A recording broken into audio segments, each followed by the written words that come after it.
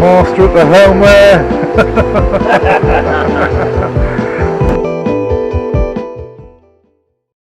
Hi, here we go.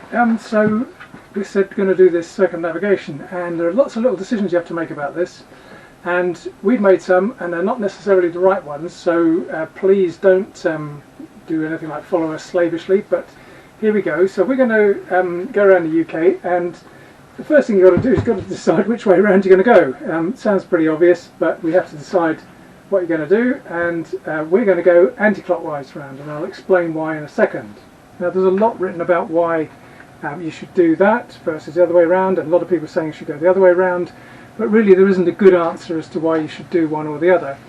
There's a lot written about prevailing winds and where you're starting from and all this kind of stuff, but with climate uncertainty it seems to me to be a bit of a waste of time trying to guess what the weather's going to be like when you actually go. In our case, we quite often go down to the West Country, so our holidays kind of start going west, and it would be nice to start going east, so there's something different. So that's what we're going to do. So we'll go round. We're going to go the short route going through the Caledonian Canal, and that's simply to because it's quite an interesting place and an interesting thing to do. So that's what we do. Pop out into the Western Isles, float around there. In our trip round, in order to meet some schedules, we're going to have to do some overnight legs, and indeed the first one, which we'll do tomorrow, is going to involve a 24-hour run to Ramsgate.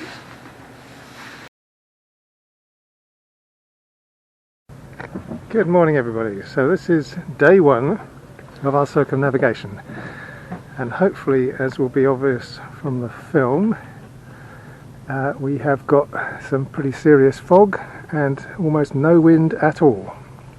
Water's glassy smooth. This is what was actually on the weather forecast, so we can't really complain, but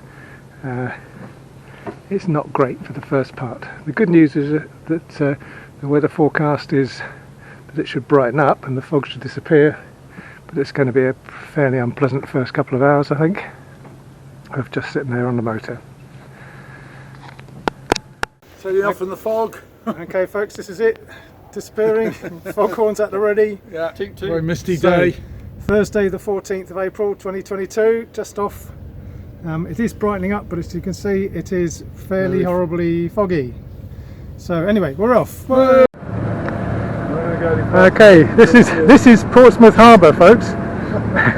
Over there is an aircraft carrier, Honest, and here we've got this massive tanker looming out of the mist, and it's going to be like this at least for another 3 or 4 hours, I think. I'm on the helm, hopefully not going to hit anything. Gosport Ferry's the first down. Yeah, Gosport Ferry. Careful of.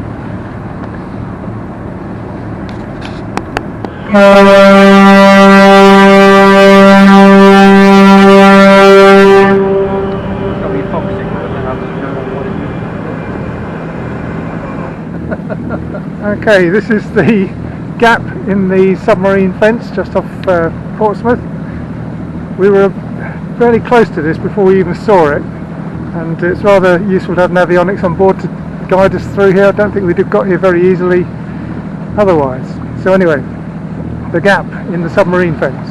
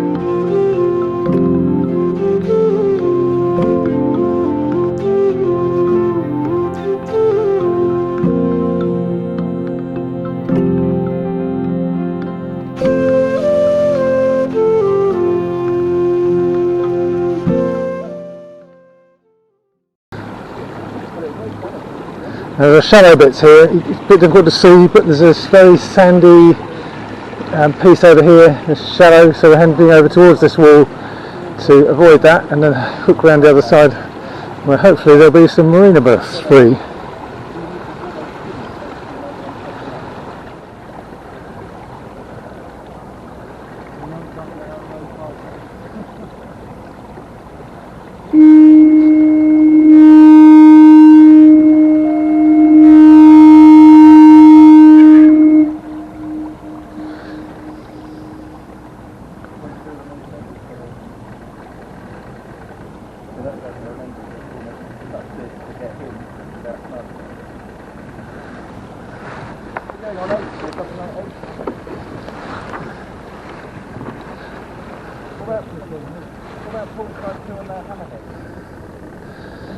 Right, we're heading for G.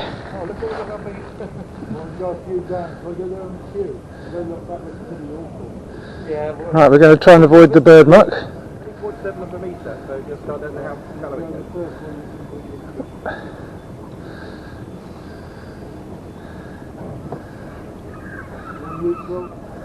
Let's hope these are nice and solid ones.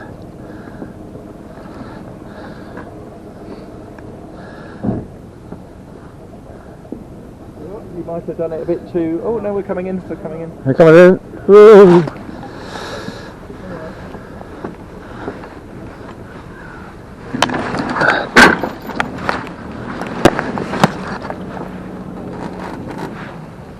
Okay, good. We are here. Right, here we are. Not a lot you can see, but this is Ramsgate on a foggy day. And we'll have a closer look later on.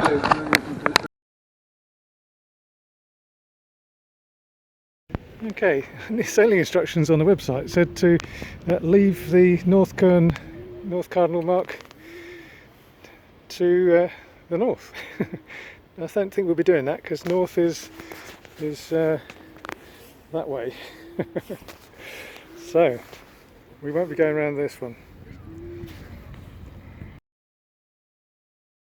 Okay, a few words about Ramsgate. Really nice place. After the fog lifted, it was really rather nice. Some excellent pubs, nice beaches and everything, and it's the obvious place to go if you're going to cross the Thames Estuary or have already crossed the Thames Estuary. So excellent place, nice marina, couldn't really ask for anything else. So really good stuff.